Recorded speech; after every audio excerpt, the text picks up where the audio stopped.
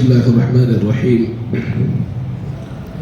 الحمد لله رب العالمين، والصلاة والسلام على أشرف الأنبياء والمرسلين محمد وعلى آله وصحبه أجمعين ومن تبعهم بإحسان إلى يوم الدين. أما بعد، قال النبي صلى الله عليه وسلم: الدعاء هو العبادة.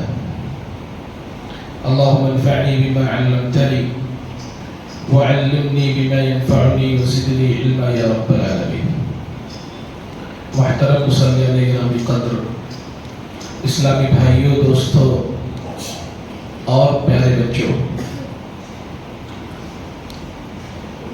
دعا کے موضوع پر گفتگو کرنی ہے انشاءاللہ تعالی۔ اللہ کے نبی صلی اللہ علیہ وسلم نے کہا، دعا ہی عبادت ہے۔ دعا اللہ تعالی کی عظیم ترین عبادت ہے۔ اللہ سبحانہ و تعالی سے قریب ہونے کا بہترین ذریعہ ہے۔ دعا ایک مومن کا ہتھیار ہے اور ہر مسلمان کی ضرورت ہے۔ دعا کے ذریعے سے مسائل حل ہوتے ہیں، دعا کے ذریعے سے مصیبتیں ختم ہوتی ہیں، دعا کے ذریعے سے اللہ کی رحمتیں نازل ہوتی ہیں، دعا کے ذریعے سے زندگیاں بدل جایا کرتی ہیں، حتیٰ کہ تقدیر کے اندر بھی بدلاؤ آ جاتا ہے دعا کے ذریعے سے۔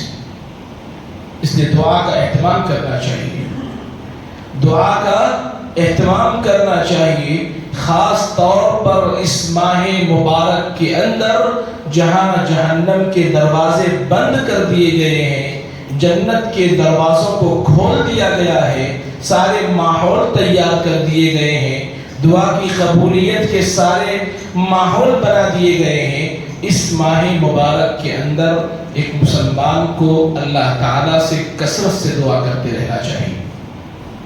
بھائیوں، دعا کی ضرورت ہمیں بہت زیادہ ہے۔ جس طرح کے مسائل سے آج مسلمان جوجھ رہے ہیں، بہت ساری نعمتیں اللہ کی ہماری زندگی میں ہیں، بہت ساری انعامات اللہ کی ہماری زندگی میں ہیں، ان تمام احسانات کے باوجود آج مسلمان بہت سارے مسائل سے جوجھ رہے ہیں۔ ایسے عالم میں اور ایسے حالات میں ایک مسلمان کو دعا کا کثرت سے اہتمام کرتے رہنا چاہیے۔ دعا کا بہت بڑا مقام ہے، دعا کی بہت بڑی فضیلت ہے۔ انبیاء کرام جیسی جماعت جو اس سرزمین کی سب سے مقدس جماعت ہے، انبیاء علیہ السلام، دعا ان کا خاص وصف ہوا کرتا تھا۔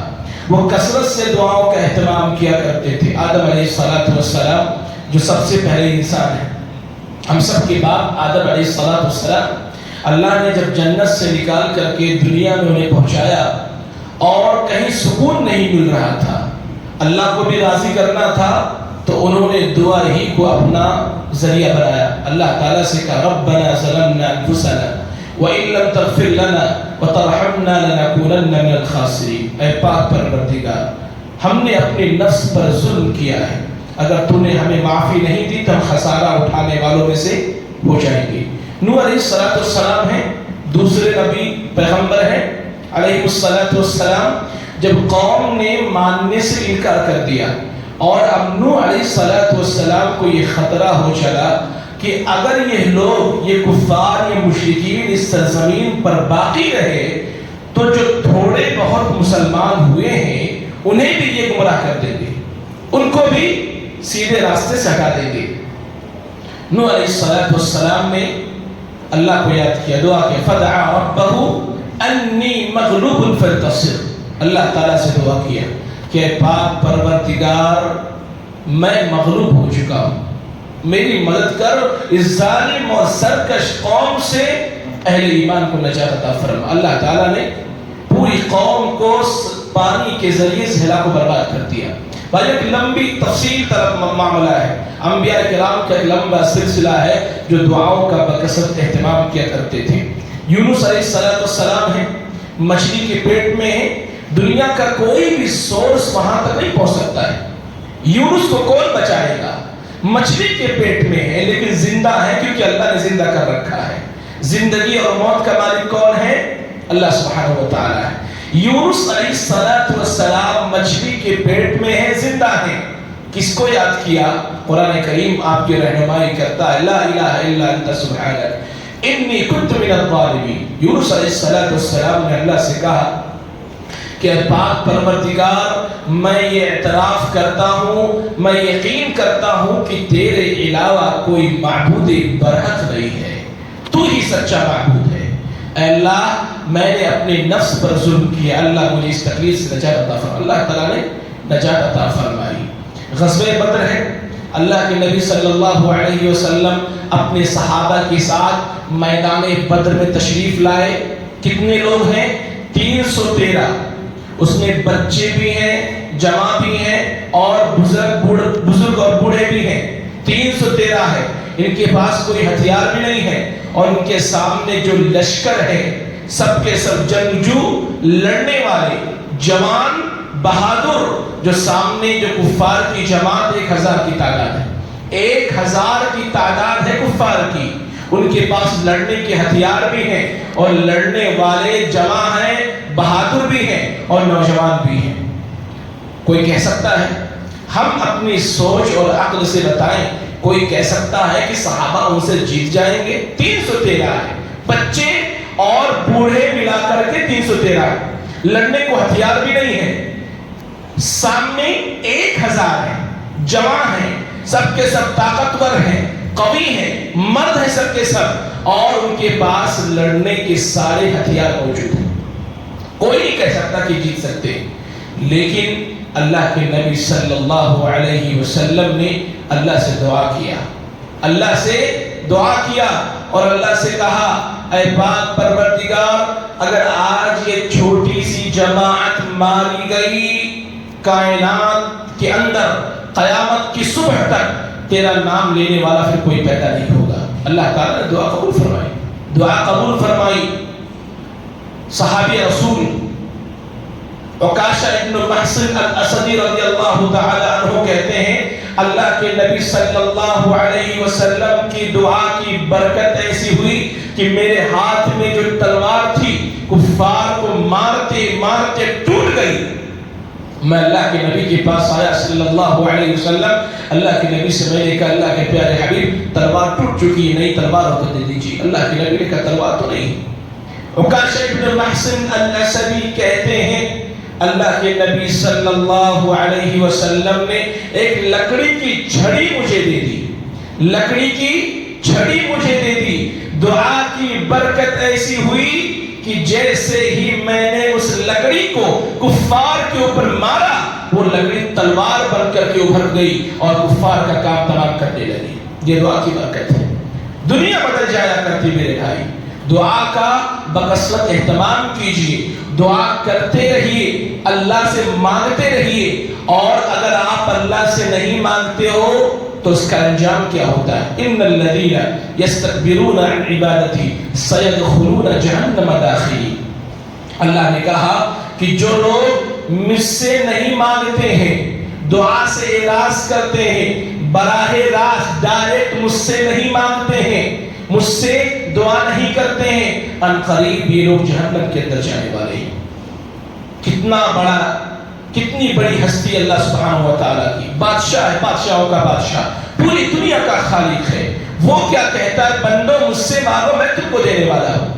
مجھ سے مانگ کر تو دیکھو تو صحیح، میں تم کو عطا کرنے والا ہوں. اور بندہ اللہ سے نہیں مانگتا ہے.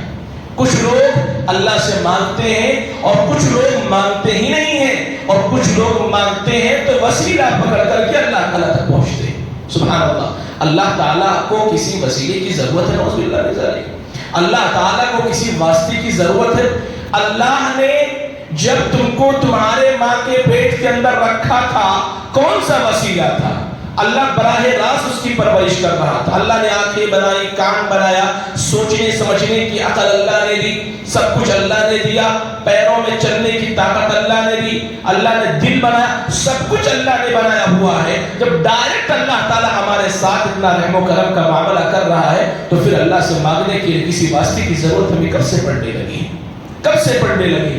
اگر کوئی زندہ انسان ہے، کوئی زندہ انسان ہے، اگر کوئی چیز اس کی طاقت سے باہر ہے وہ نہیں دے سکتا ہے تو اس زندہ انسان سے بھی مانگنا جائز نہیں۔ مثال کے طور پر کوئی انسان ہے، زندہ ہے، آپ اس سے جا کر کے کہیں مجھے کوئی لڑکا دے دو، کوئی بیٹا دے دو، تو انسان کر سکتا ہے؟ نہیں کر سکتا ہے۔ زندہ انسان ہے، دے نہیں سکتا ہے کوئی ایسی چیز جس کے دینے پر وہ قادر نہیں ہے، اس سے وہ چیز مانگنا حرام ہے۔ تو ایک انسان جو آلریڈی مر چکا ہے، مٹی کے نیچے دفن ہو چکا، کیڑوں کا خوراک بن چکا ہے، مٹی میں ختم ہو چکا ہے، وہ آپ کے ساتھ کیا بھلا کر سکتا ہے؟ اور کل قیامت کے دن اللہ تعالیٰ پوچھے گا ان لوگوں سے، کیا تم نے کہا تھا کہ تمہارے چلے جانے کے بعد جب تم کو پکارے کہ اللہ ہمیں تو پتہ ہی نہیں تھا، ہم تو مٹی کے نیچے دفن ہو چکے تھے، ہم کیڑوں کے خوراک بن چکے تھے، ہمیں تو معلوم ہی نہیں تھا کہ ہمارے بعد ہمیں کوئی پکار رہا تھا، ہمیں علم ہی نہیں تھا۔ تو اللہ کو پکارو، ایک اللہ کی عبادت کرو، اللہ سے دعا کرتے رہو، اللہ دعاؤں کو قبول فرماتا ہے۔ بھائیو، دعا کرنے کے بہت سارے آداب ہیں، دعا کرنے کے بہت سارے آداب ہیں، بہت سارے طریقے اللہ کے نبی صلی اللہ علیہ وسلم نے سکھلائے ہیں۔ اسی طریقے سے کب ہماری دعائیں قبول کی جاتی ہیں اور کب ہمیں دعا کرنا چاہیے، وہ کون سی چیزیں ہیں جن کی وجہ سے ہماری دعائیں رد کر دی جاتی ہیں۔ اسی طریقے سے دعا اگر قبول نہ ہو، ہم سچے من کے ساتھ دعا کر رہے ہیں تو پھر اس کا مطلب کیا ہوتا ہے؟